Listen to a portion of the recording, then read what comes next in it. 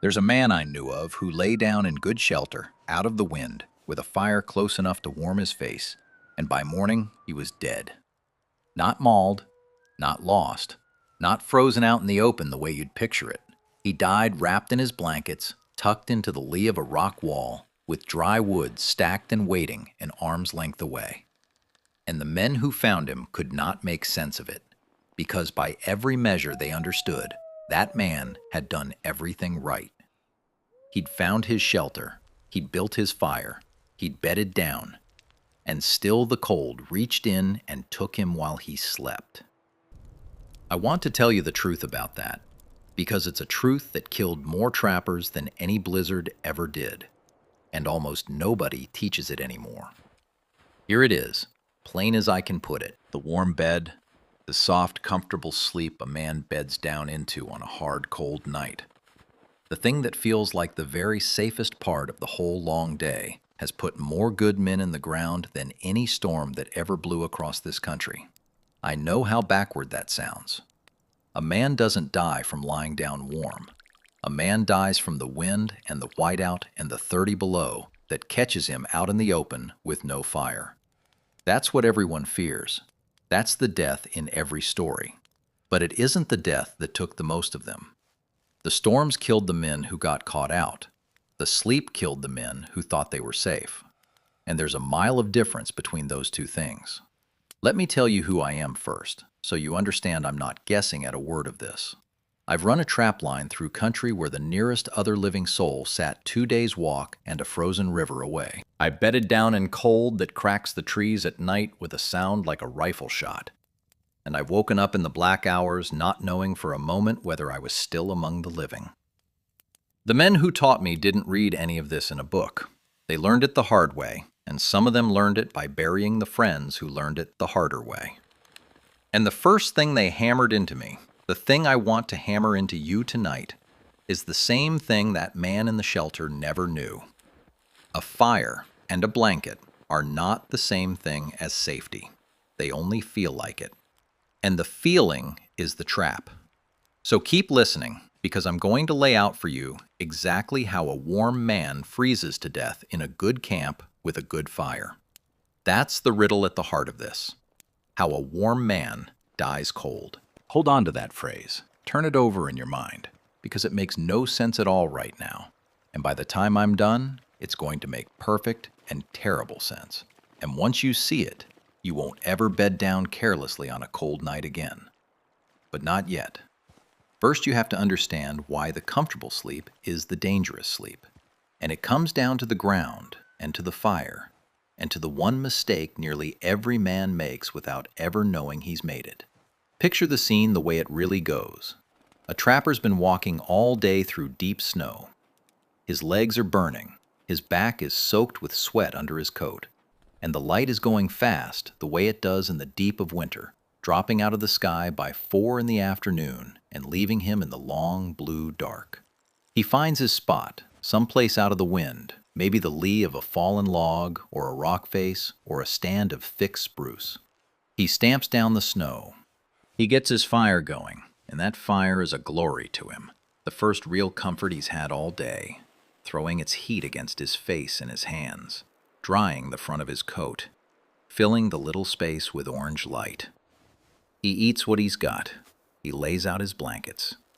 And then, warm and fed and bone-tired, he lies down with the fire at his feet and the good feeling of a hard day finished settling over him. And he sleeps.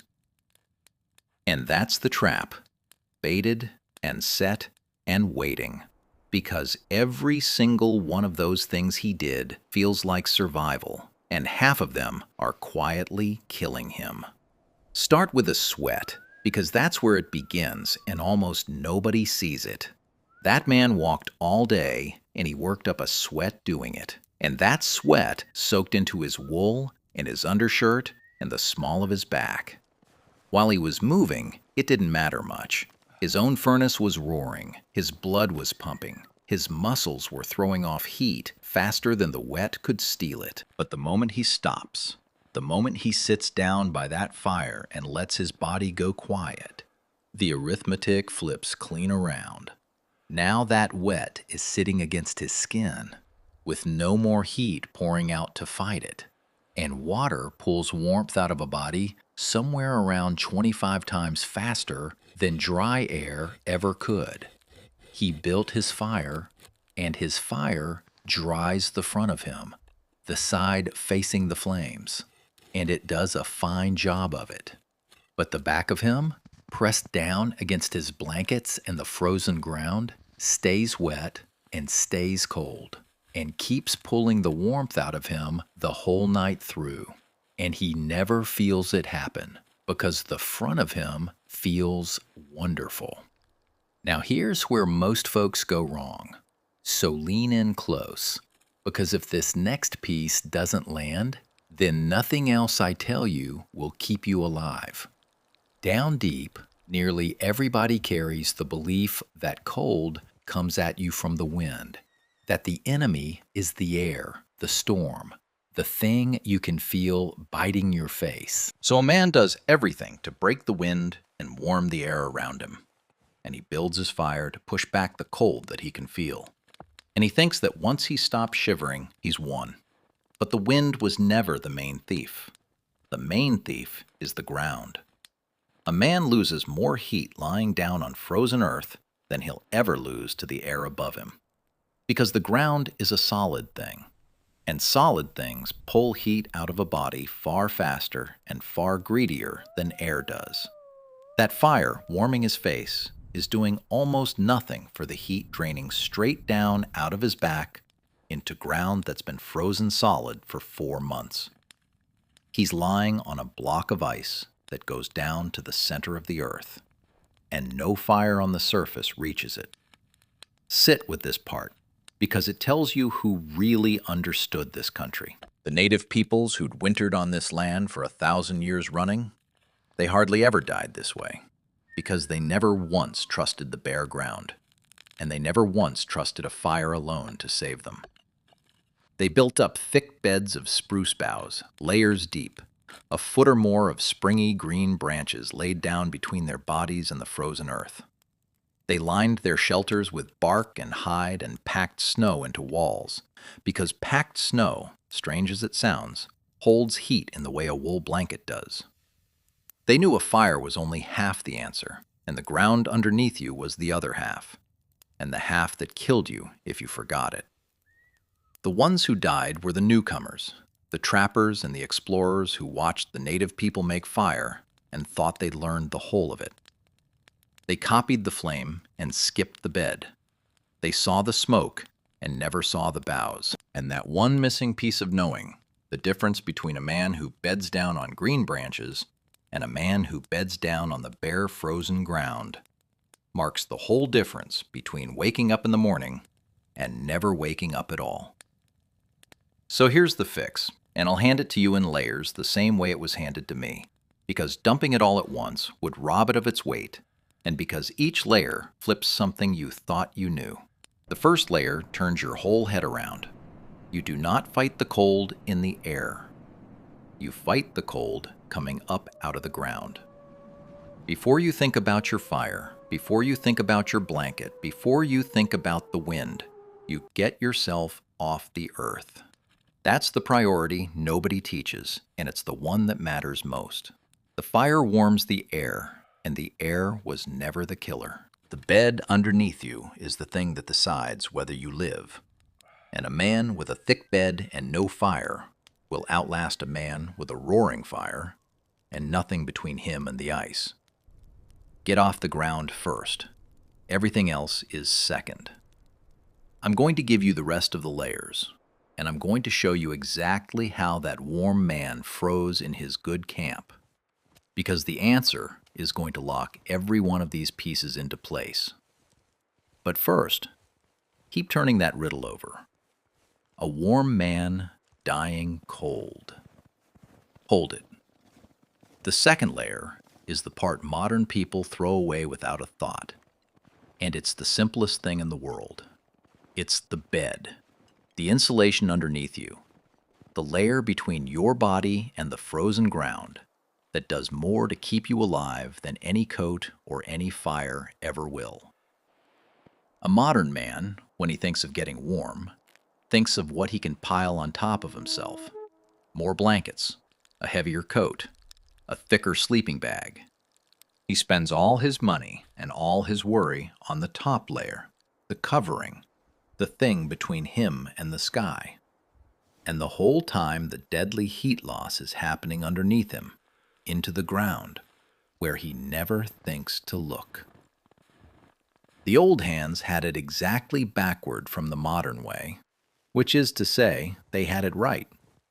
They knew that half your bedding belongs under you, not over you.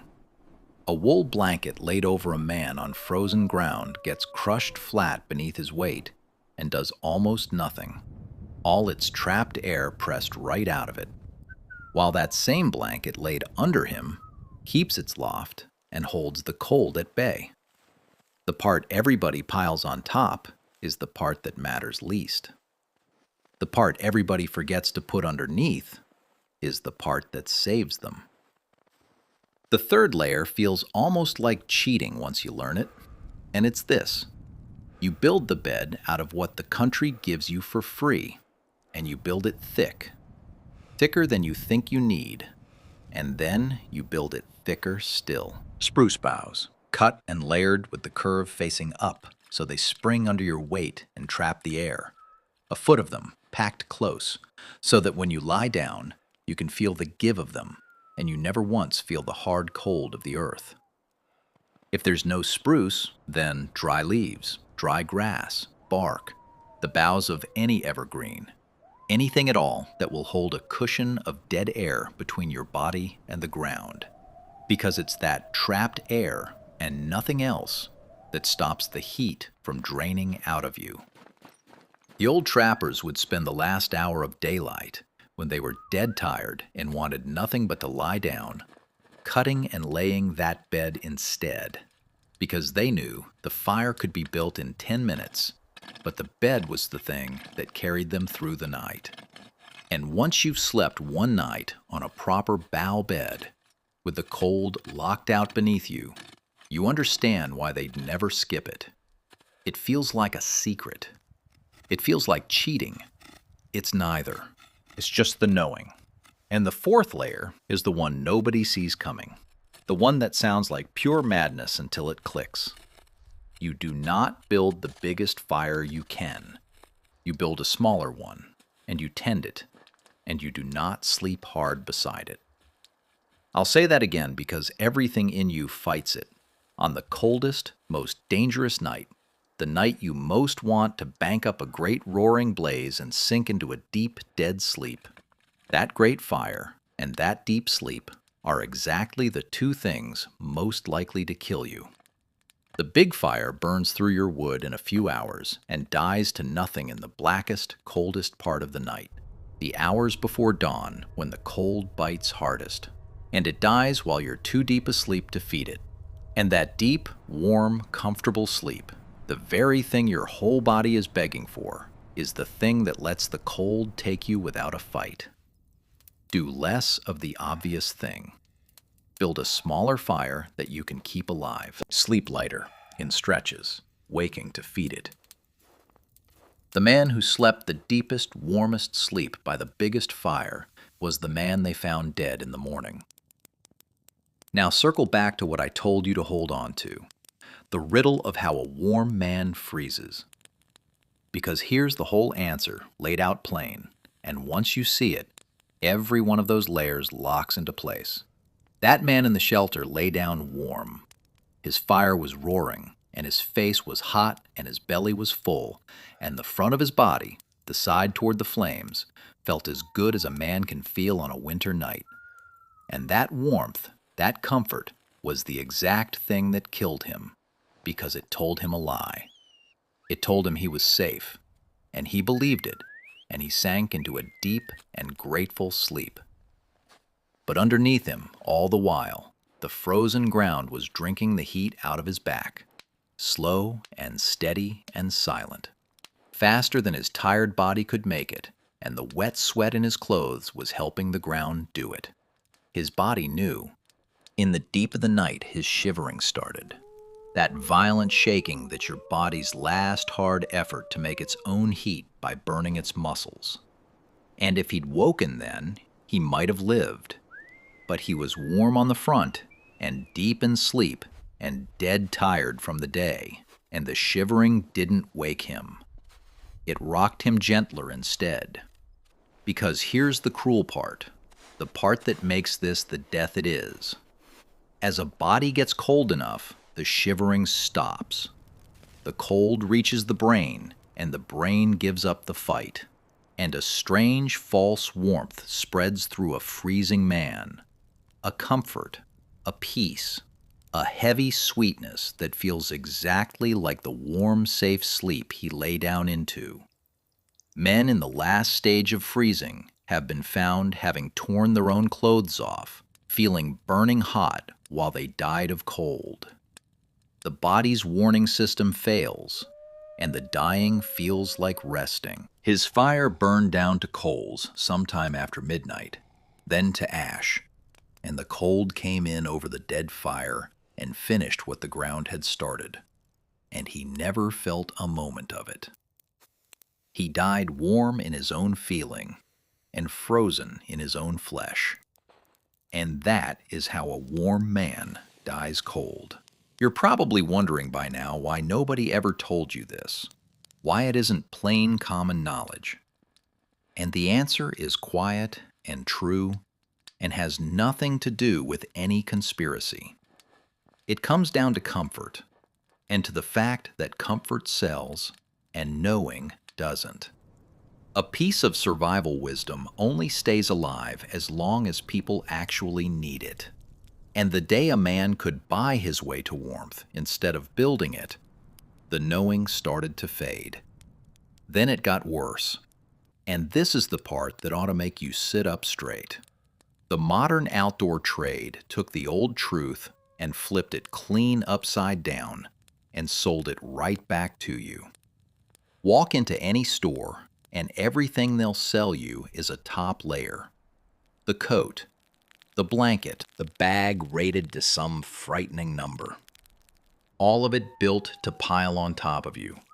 All of it selling you the idea that warmth is a thing you buy and wear and wrap around yourself. And almost none of it teaching you the one free thing that matters most, which is what goes underneath you and how you keep your fire, and why you must never trust a deep, warm sleep on a cold, hard night. They sell you the covering because the covering has a price tag. Nobody can put a price tag on a bed of spruce boughs you cut yourself, or on the discipline to wake and feed a small fire, or on the plain knowing that the ground is the thief and not the wind. There's no money in telling a man that the thing that saves his life is free and grows on the trees around him. There's plenty of money in selling him a warmer coat. So they hand him, with a smile, the very comfort that lulls men to sleep in the cold, and they call it safety. That's no cover-up. It's just the quiet arithmetic of what sells. And the wisdom got crowded out because there wasn't the dollar in keeping it around. Let me be straight with you now, the way I'd want a man to be straight with me, because I'd rather you trust me than be impressed by me. This isn't likely to happen to most of you, and I won't pretend it is. You've got a furnace in your house and a roof over your head and a phone in your pocket, and you're not going to freeze to death in a bough bed this winter. To actually die of this, you'd have to be caught out overnight in real cold, tired and maybe wet, forced to sleep rough, the way a stranded hunter or a stalled traveler or a man whose plans went wrong might end up, and not the way you're sitting comfortable right now. I won't tell you it's coming for you. What I will tell you is that every man it ever took thought that exact same thing, right up until the warm sleep took him. And I won't skip the one hard fact that proves I'm not spinning you a campfire tale, because this is documented as well as any old lesson I know. The plain danger of it has a name that the mountain men and the trappers never had a word for. but that the doctors and the armies put down in writing once they understood it. The United States Army, in the survival training it gives its own soldiers, teaches this exact thing to men who might go down in cold country.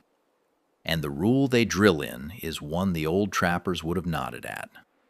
They teach that you insulate from the ground first, that a man on bare, frozen earth loses heat faster than he can make it, no matter what he wears, and that the deep, comfortable sleep of a freezing man is not rest, but the beginning of the end. They have a name for that false warmth, that peace that comes over a dying man, and the men who study it call it the last stage before the cold wins, the point where the body stops fighting and the freezing starts to feel like sleep. When an army puts a rule in writing to keep its own soldiers alive, you can take that one straight to the bank. And it's the same rule the old hands paid for in the lives of their friends. Here's how you carry all of this. Not as panic, but as a plain way of doing things. The whole system the old hands lived by. Before anything else, you get off the ground, and you build your bed thicker than feels necessary, out of whatever the country gives you. You keep your bedding underneath you as much as over you, because the ground is the thief. You strip off the wet before you sleep, or you dry it by the fire, because wet against your skin at rest will kill you slow. You build a fire you can keep, not a fire that burns out, and you don't let yourself sink into the deep, warm sleep that feels so good, because that sleep is the one that doesn't let you wake. And you learn to feel suspicious of comfort on a hard night, to treat that warm, easy, drowsy feeling not as a sign you're safe, but as a thing to watch, because comfort is exactly what the cold uses to get its hands on you. None of it costs a thing, and that's the part I love most, because the whole answer was lying on the ground the entire time, in the boughs you can cut and the bed you can build, and the plain discipline of a small, tended fire and a wary sleep. The thing that saves your life is the part everybody walks right past on their way to buy a warmer blanket. Maybe that's the real lesson, the one bigger than fires and bigger than winter. Those men didn't die because the cold was cruel, because the cold was only ever just the cold. They died because they were comfortable, and they trusted the comfort. They mistook the good feeling for the true condition. The wilderness never kills the wary man half as fast as it kills the comfortable one. And the old hands feared their own comfort on a cold night more than they ever feared the storm, because the storm keeps you fighting, and the comfort talks you into lying down. That's the thing I'd hand to you ahead of any trick. So here's the whole of it, small enough to carry and freeze the snow. Get off the ground before anything else. Build your bed thick and build it underneath you. Dry your wet before you rest. Keep a small fire you can tend, not a big one that dies.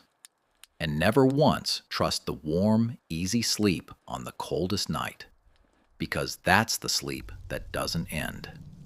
Do that much, and the country can throw its hardest night straight at you, and you'll still wake up in the morning. The people who wintered this land with their 2 hands and a knife knew things we're only now starting to remember. And a piece of that knowing nearly went into the ground with them. And I won't stand by and watch it go. So tell me, down in the comments, did anyone in your own family ever sleep out rough in the cold? And what did they teach you about how to bed down when it mattered? Because I want to hear it. Next time, I'm going to hand you another one that turns everything you've been told clean on its head. An old rule about fire itself, and about the kind of cold night when the very worst thing you can do is build the biggest, hottest fire you can. The kind where the warmer you make yourself feel, the faster the country closes in on you. And I'll show you why, along with what the old hands did instead. Until then, take care of your fire, and never let a warm feeling tell you you're safe when the ground beneath you is telling you the truth.